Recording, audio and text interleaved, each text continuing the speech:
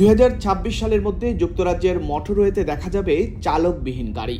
পরিবহন সচিব mark Harper বিবিসিকে আরও বললেন, তিনি আশা করছেন এই গাড়িগুলোর মালিকরা সেই বছরের শেষ নাগাদ তারা কোথায় যাচ্ছে তা না দেখেই ভ্রমণ করতে সক্ষম হবেন। গত মাসে সরকার যুক্তরাজ্যের রাস্তায় স্বয়ংক্রিয় ড্রাইভিং আনতে নতুন আইনের পরিকল্পনা ঘোষণা করেছে, কিন্তু সমালোচকরা বলছেন প্রযুক্তিটি প্রস্তুত না হলে এটি গুরুতর দুর্ঘটনার কারণ হয়ে যেতে পারে। Mister Harper BBC radio 4 today প্রোগ্রামে বলেছেন, তিনি ব্যক্তিগতভাবে ক্যালিফোর্নিয়ায় প্রযুক্তিটির ব্যবহার দেখেছেন এবং তিনি চান যুক্তরাজ্যের জনগণ এটি ব্যবহার করুক। এই মুহূর্তে আইনটি সংসদের মাধ্যমে চলছে, তাই আশা করি আমরা 2024 সালের শেষ নাগাদ সংসদের মাধ্যমে এটি পাস হবে। সম্ভবত 2026 সালের মধ্যেই মানুষ এই গাড়িগুলোর কিছু উপাদান দেখতে শুরু করবে, যেগুলো সম্পূর্ণ চালানোর ক্ষমতা থাকবে। মিস্টার হার্পার জোর দিয়েছিলেন যে প্রযুক্তিটি ধীরে ধীরে চালু করা হচ্ছে এবং তারা এটি ব্যবহার করতে চাইলে ব্যক্তিদের উপর নির্ভর করেই ব্যবহার করতে পারবেন। এটির বিপুল সংখ্যক সম্ভাব্য ব্যবহার রয়েছে। সুস্পষ্ট একটি হলো 44% বা তার বেশি রাস্তায় ট্রাফিক সংঘর্ষ, যা আমরা আজকে দেখি অধিকাংশ দুর্ঘটনা ড্রাইভারের ত্রুটির কারণেই হয়ে থাকে।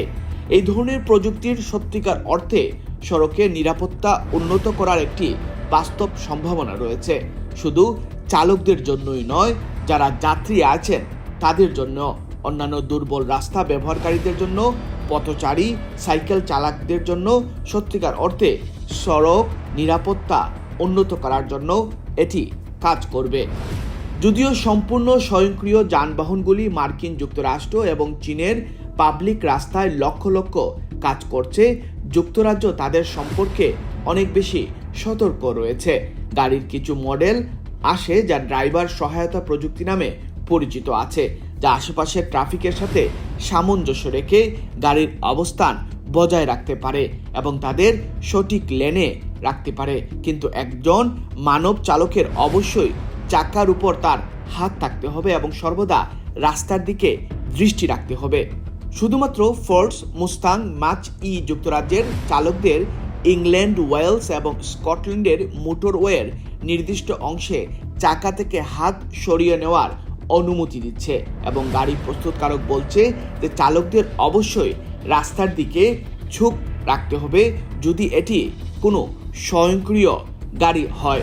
তিনি আরও বলেন, আমার দৃষ্টিতে প্রযুক্তির বিকশিত হওয়া দরকার, সফটওয়্যারটি বিবর্তিত হওয়া দরকার এবং তারপরে এর চূড়ান্ত অংশটি গ্রাহকের গ্রহণযোগ্যতা এবং অর্থ প্রদানের ক্ষমতার উপর নির্ভর করেই রাস্তায় এর সংখ্যা দেখা যাবে।